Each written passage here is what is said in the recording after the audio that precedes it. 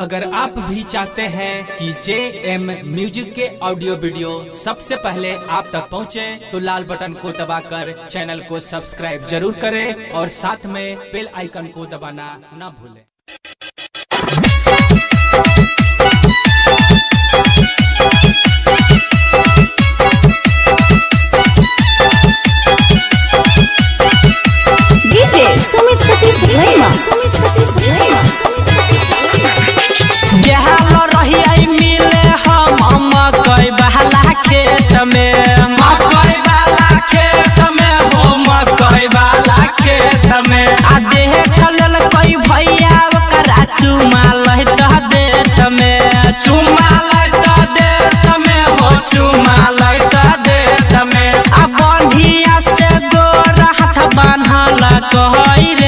सरवा बहरा मार महरला कई बंधिया से गोर हाथ तोरला कई रे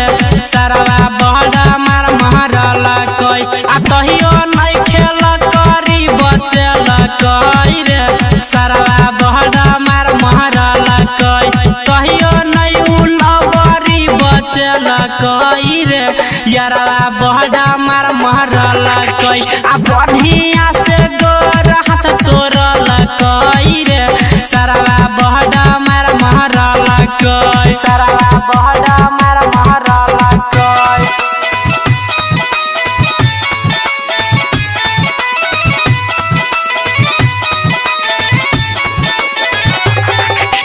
DJ Sumit Satish Rema JM music की प्रस्तुति। फोन के रहे छौरी हमारा बोलैने हो हमारा बोलैने देख लेल कई दुनु कोई के हाथ संग में धइने हाथ संग में धइने हो हाथ संग में धइने JM म्यूजिक की प्रस्तुति। फोन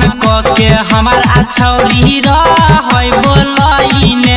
देख लेल कई दुनु कोई के हाथ संग में धइने अन्हरिया में छौरी पकड़ला कई रे सरवा बहरा मार महरला कई बंधिया से गोर हाथ तोरला कई रे सरवा बहरा मार महरला कई तैयो नहीं खेल करी बचल कई रे सरवा बहरा मार महरला कई तैयो नहीं उलबरी बचल कई रे सरवा बहरा मार महरला कई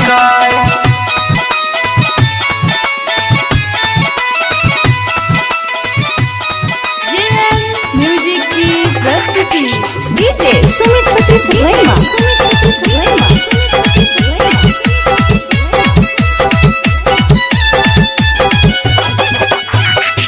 हम नहीं जानलिए कि भैया छै कसाई भैया छै कसाई कि भैया छै कसाई अब नहीं मिले जैबै सुन न रे भाई सुन न रे भाई सुन न रे भाई